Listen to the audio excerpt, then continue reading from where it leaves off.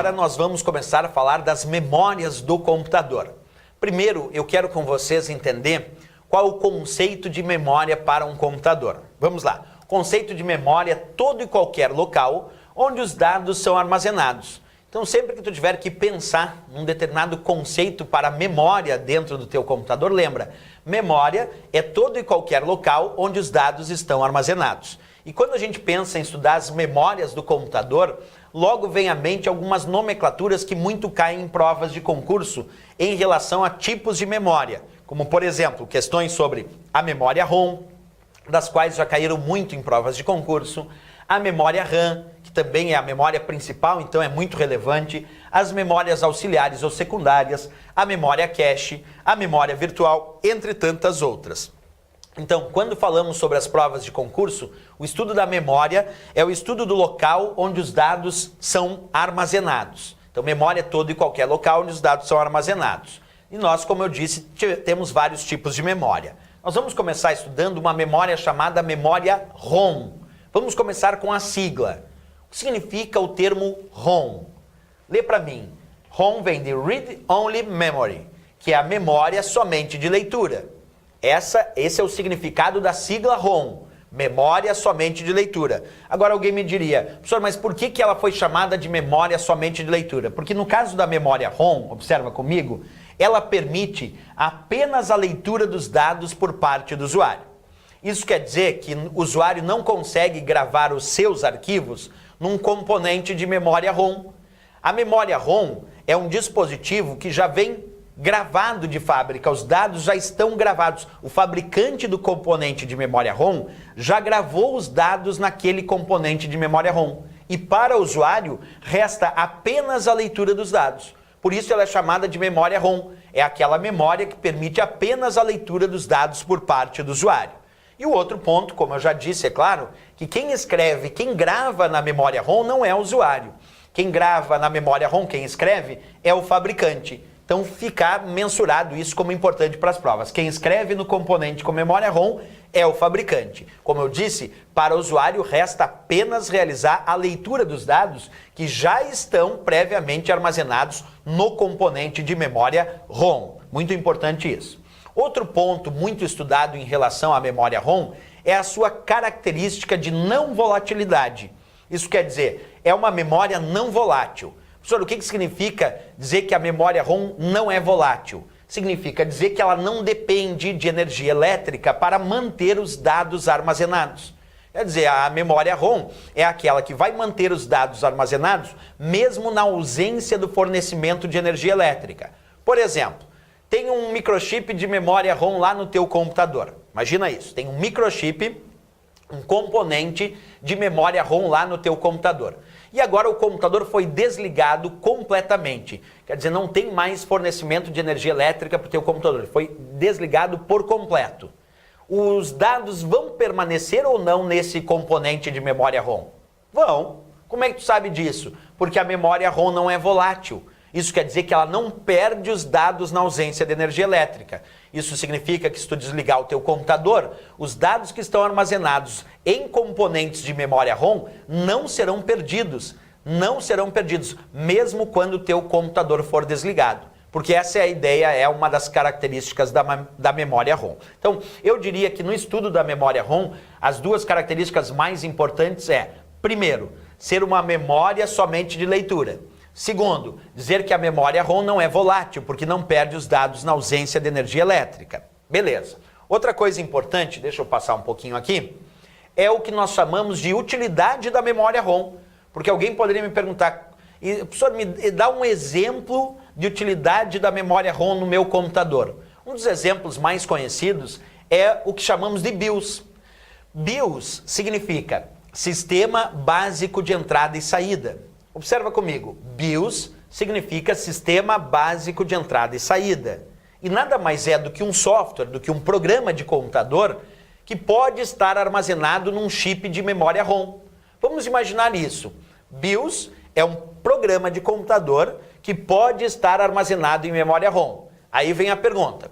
Se eu te disser que o BIOS lá do meu computador, esse programa, está armazenado num chip de memória ROM, Quando eu desligar o meu computador, esse programa BIOS será apagado desse microchip de memória ROM? Não, não será apagado. Como é que tu sabe disso? Porque se ele está num chip de memória ROM, a memória ROM não é volátil, não perde os seus dados na ausência de energia elétrica. Isso significa então que quando tu desligar o teu computador, os dados relacionados a esse programa chamado BIOS não serão perdidos, justamente porque BIOS é o sistema básico de entrada e saída, e se ele estiver armazenado em memória ROM, a memória ROM não é volátil, não perde os dados na ausência de energia elétrica. Agora, um detalhe importante, qual é a função desse programa chamado BIOS? Bem, BIOS é um programa que vai fornecer os primeiros dados para a CPU processar quando tu liga o teu computador. Ele vai ser o responsável pela inicialização do sistema. Olha que interessante, BIOS então é um pequeno programa de computador, é um sistema básico de entrada e saída, que pode estar armazenado no teu computador ou em memória ROM ou em memória flash, e quando o fabricante, e é ele o fabricante que grava o BIOS neste microchip, ele grava com o intuito de que quando tu desligar o teu computador, tu não venha perder as informações desse programa chamado BIOS.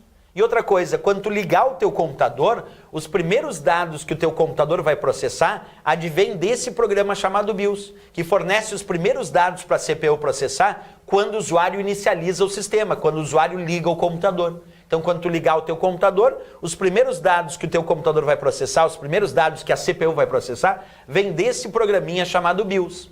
Aí é claro que alguém me diria, professor, tem como mostrar isso na prática? Bem, eu posso mostrar aqui para vocês a imagem de uma placa-mãe. Aqui é uma placa-mãe de um determinado computador, uma placa-mãe do meu computador.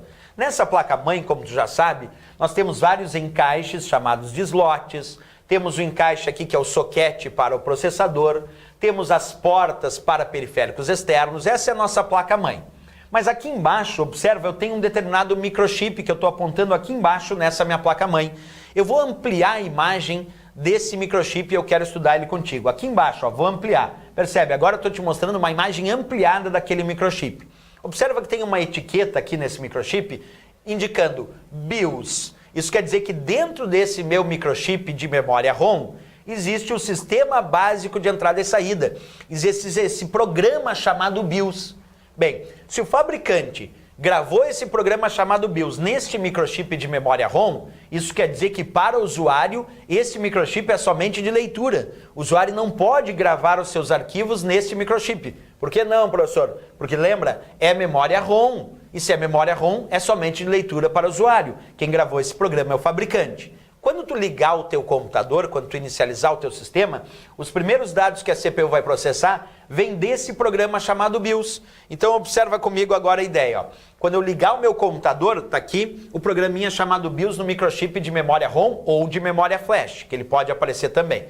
Quando tu ligar o teu computador, a CPU vai conectada aqui nesse soquete. Quando tu liga o teu computador, os primeiros dados que a CPU processa vêm justamente desse programa chamado BIOS. E aí a CPU começa então a processar esses dados assim que o computador é inicializado. Ok, mas aí tem uma outra pergunta que eu vou te fazer agora. Existe um programa chamado Setup, ou Setup BIOS, que está armazenado naquele mesmo microchip onde se encontra o BIOS com memória ROM. Naquele mesmo microchip que eu te mostrei antes, que tem o BIOS, que tem memória ROM, naquele mesmo microchip tem um outro programa, um outro software chamado Setup. E qual é a função desse software, desse programa chamado Setup que está naquele mesmo microchip? A função é alterar as configurações de inicialização, porque o usuário também pode alterar as configurações de inicialização de um sistema.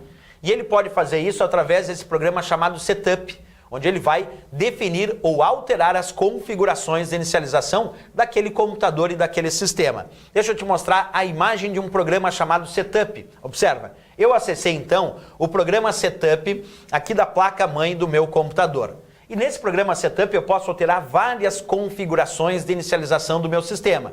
Como eu estou alterando várias configurações de inicialização do meu sistema através deste programa aqui chamado Setup, quando agora eu pedir para salvar estas configurações de inicialização, essas configurações que eu alterei, essas configurações que eu realizei agora, não aquelas que vieram de fábrica, Aquelas que vieram de fábrica estão lá no BIOS. Mas essas configurações que eu defini através do programa chamado Setup, as configurações que eu alterei através desse programa chamado Setup, eu não vou gravar na memória ROM. Não. Essas configurações que eu fiz através do Setup e agora eu vou salvar, eu vou gravar numa outra memória, que não é a memória ROM, que é uma memória chamada CMOS.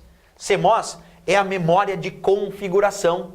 Quando o usuário altera as configurações através do programa chamado Setup, depois ele grava essas configurações. Só que como ele não pode gravar essas configurações na memória ROM, porque a memória é somente de leitura para o usuário, ele grava isso numa outra memória chamada CMOS. Então, quando eu alterei as configurações através desse programa chamado Setup, quando eu pedi para gravar essas configurações, elas foram gravadas numa memória chamada CMOS, que é a memória de configuração. É ali que estão gravados os dados que indicam a inicialização do sistema também. Mas são dados que o usuário definiu, que o usuário alterou. Porque as alterações que o usuário fez através do setup não podem ser gravados naquele microchip com memória ROM, porque, como eu disse, ela é somente leitura. Só que um detalhezinho. Esta memória chamada CMOS, ela aceita leitura e escrita. Por isso que o usuário consegue gravar as configurações de inicialização aqui na memória CMOS. Porque ela é de leitura e escrita, então eu posso gravar. No entanto, uma das características dessa memória CMOS, além de ser de leitura e escrita, é que ela é volátil. A memória CMOS é volátil. Ela perde os dados na ausência de energia elétrica. Então, se a memória CMOS é volátil e perde os dados na ausência de energia elétrica, uma conclusão que eu poderia tirar é que se eu desligar o meu computador, eu corro o risco de perder os dados que estão armazenados aqui nesta memória CMOS. Porque se ela é volátil e ela perde os dados na ausência de energia elétrica, quando eu desligar o meu computador não vai mais ter energia elétrica para o meu sistema. E aí eu estou correndo o risco de perder as configurações que eu defini e gravei aqui na CMOS. Mas isso na verdade não acontece. Por que não? Como é que eu não perco os dados que estão gravados na CMOS se ela é volátil? Pelo seguinte, olha a imagem para mim. Lá naquela placa-mãe que eu te mostrei antes, tem a CMOS lá. E aí eu gravei as minhas configurações de inicialização na CMOS. A CMOS é volátil, precisa de energia elétrica para manter os seus dados. Então, quando tu desliga o teu computador, observa aqui, ó, existe uma bateria que eu estou te mostrando aqui. Deixa eu te mostrar a imagem. Existe uma bateria, que é uma pilha. Deixa eu até mostrar ampliado a imagem aqui, ó. Eu tenho melhor nessa imagem aqui, bem ampliado. Percebe? Nessa placa-mãe, eu tenho uma bateria que é uma pilha. Essa bateria é a bateria da CMOS, a pilha da CMOS. E essa bateria é quem mantém a energia elétrica necessária para a CMOS não perder os dados quando tu desligar o computador. Então, como a CMOS é volátil e perde os dados na ausência de energia elétrica, quem mantém os dados da CMOS armazenados, mesmo quando tu desligar o computador, é a energia elétrica fornecida por essa bateria. Então essa bateria fica fornecendo energia elétrica para a CMOS não perder os dados quando tu desliga o teu computador, já que a CMOS, como eu disse, é volátil e a princípio ela perderia os dados na ausência de energia elétrica. Então muito importante essa bateria da placa-mãe para que tu não perca as tuas configurações de inicialização, como por exemplo a data e a hora do teu sistema, entre outras configurações.